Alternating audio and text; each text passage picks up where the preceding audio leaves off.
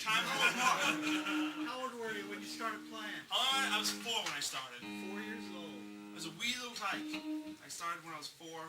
My dad actually owns a music store. He has a vintage guitar shop in upstate New York, and there's always guitars around the house. And, well, guitars, cigars, model airplanes, you know, the things.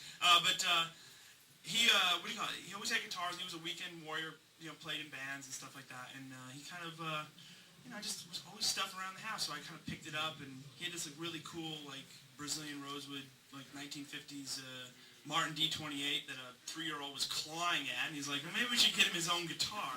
So they bought me a little scaled down Chiquita guitar. I don't even know if they still make them anymore, but they're little Chiquita travel guitars of all things. And that was it, you know. I heard like Eric Clapton like in Cream at that age, and I heard Stevie Ray Vaughan for the first time. And I was like, man, this is what I want to do, you know. And so that's how I got started. And then Mom and Dad bought me some classical guitar lessons, which I took to really well.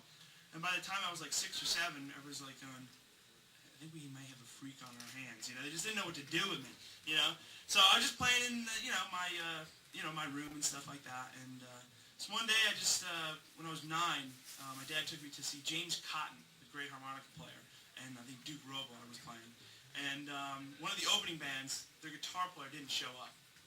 And they were so desperate for a guitar player, they actually went out into the audience and they listen, man, you know, we need the money, you know, we're getting paid for this gig, we need a guitar player. So they had a rig, and my dad goes, you want to have some fun? And so I got up on stage, and like this little 9-year-old waddles up on stage, and then just everybody just went, you know, what is this, you know? And then as soon as that happened, like the newspapers got in touch with it, and you know, I was doing like interviews and stuff like that, and it just kind of spiraled out of control, and you know, 13 years later, here I am talking to you fine folks. So basically, how I got into the business, I was just like a little, you know, punk prodigy kid, you know. What am I gonna say? But that's basically my musical story in 35 seconds. So, any other ones? Do you write all your own stuff? Well, depends on which record we're talking about. Like the Bloodline record, that I did. I don't know if anybody remembers me from that band. Yes. That band, I wrote most of the music, all the music, and I would co-write lyrics with guys like Mark Hudson and Will Jennings and stuff like that, and which seemed fine to everybody else in the band until our lawyer presented everybody the royalty checks, and they were like, hey, man, you're getting more money than I was like, I don't know, man, you know. So then they wanted to write, and that's what really broke up that whole band. But then the first solo record I did, which was called A New Day Yesterday, which is a Jethro Tull song. I wanted to cover some obscure but great tracks, like this Walk in My Shadow song we just did for you guys, which is an old Jethro Free song. I get them all mixed up. And then New Day Yesterday, Jethro Tull. We do Don't Burn Down That Bridge, which is an old Albert King tune. So there's more covers on A New Day Yesterday than ever. And on the new one, So It's Like That, that's like it's like back to the basic way I used to write, which is like I'd write all the music and collaborate with like great guys like, you know, Will Jennings and Mark Hudson and all those great, you know, co-writers. So, but in a nutshell, it's probably like, you know, at the show, it's probably like 60-40 stuff that I've written to like covers. But I try to make covers so you can't recognize them. I don't know if that's good or bad, so either way. Yes? Can you tell us a little bit about the do's and don'ts? You've probably been through it all with these, you know, people that come in and say, we want you to sign with our record label. Right. And do you get an attorney first, or what do you do?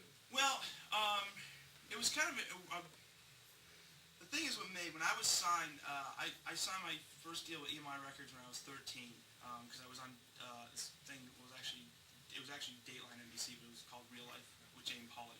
It was the same time slot, like Sunday night at 8 o'clock.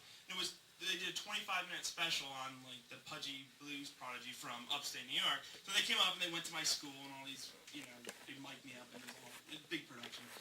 And 20 minutes after the show aired, my father gets a call from Columbia Records and then EMI, and then all the major labels came down. And I ended up signing with EMI when I was 13. But the first thing my parents did for me, well, there was some laws involved too, because it's like you're a minor and you can't really, I couldn't sign on the dotted line and have it to be legitimate, because it was just, until you're 18, the laws of like business law says you can't sign a, you know, can't be enforced on a contract that you sign.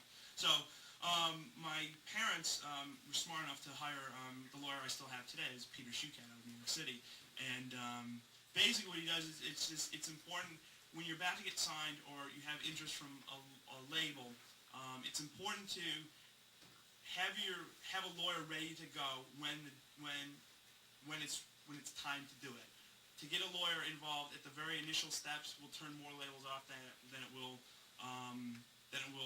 I think really go, wow, these guys really got it together.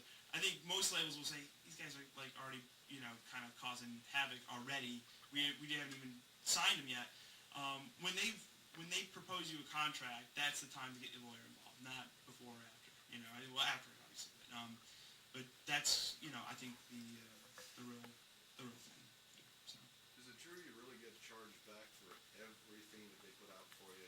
Like we were watching the VH1 one time on Right. girls, then by the time Right. they were done, they had a platinum album and they got $35,000 a piece. Right.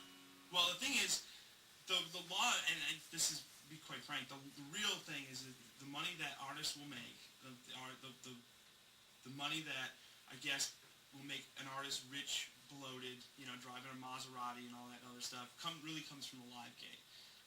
Unless you in a position where you sign a one-record deal. Because basically your first record deal you're going to sign is basically pretty much a standard nothing deal. You get very, very little points unless they think you're going to be the flavor of the month, which never happened to me. It's never been